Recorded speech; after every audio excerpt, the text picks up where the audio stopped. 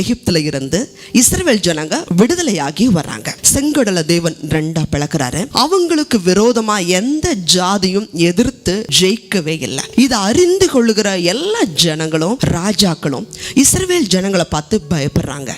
ஒரு சிலர் அவங்களோட உடன்படிக்கையும் செய்துக்கிட்டாங்க.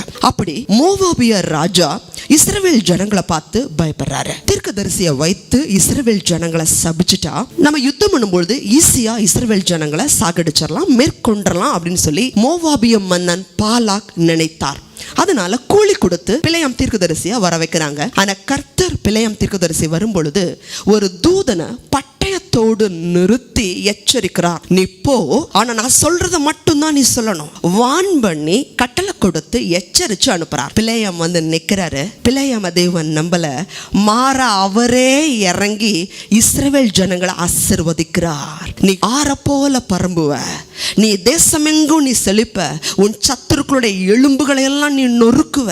தேவஜனமே, இதை கேட்ட பாலாக்கு எப்படி இருந்திருக்கும்? சபிக்கிறதுக்காக கூலி கொடுத்து கூட்டிட்டு வந்தோம், இந்த மனுஷன் சபிக்காம கூட போயிருக்கலாம். ஆசீர்வதிக்கிறதுலயே மனசார ஆசீர்வதிக்கிறது இருக்கு.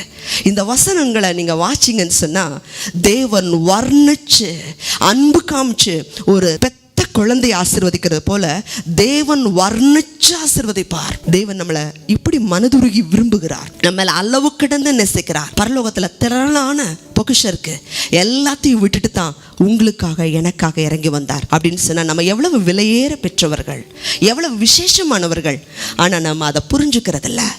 உலக அன்புக்காக தேவஜனமே இன்னைக்கு நம்மளை சுத்தி எத்தனை பேர் கண்ணீர் வடிக்கிறத பாக்குறோம். ஒருத்தனை நம்பி வந்தேன், என்னை கைவிடட்டான். இன்னைக்கு எத்தனையோ திரு நங்கைகள் சொல்றாங்க, தயவு செய்து எங்களை விரும்புறோம்னு சொல்லி எங்களை ஏமாத்தாதீங்க. அநேகர் எங்களை விரும்புறோம்னு சொல்லி எங்களை கல்யாணம் பண்ணிக்கிறேன்னு சொல்லி வர்றாங்க. 2 வருஷம் 3 வருஷம் எங்களோட பணத்தை எல்லாம் புடுங்கிட்டு எங்களை கைவிட்டுட்டு போயிடறாங்க. நாங்க உங்களுக்கு என்ன துரோகம் பண்ணோம்னு சொல்லி அநேகர் கண்ணீர் வடிக்கிறாங்க. தேவஜனமே, உலக அன்பு ஒரு நாள் மாறும். உலக பொக்கிஷம் ஐஸ்வர்யம் எல்லாம் ஒரு நாள் நம்மளை விட்டுட்டு போகும். ஆனா கர்த்தருடைய அன்பு மட்டும் மாறாது.